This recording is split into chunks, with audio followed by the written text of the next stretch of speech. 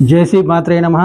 ఆరూరు పట్టణంలోని శ్రీ జమ్మి హనుమాన్ దేవస్థానం నందు గల శ్రీ ధనలక్ష్మి అమ్మవారి గుడిలో శ్రవణమాస సందర్భంగా ఈ రోజు శుక్రవారం రోజు భక్తులు అధిక సంఖ్యలో అమ్మవారిని దర్శించడం జరుగుతుంది.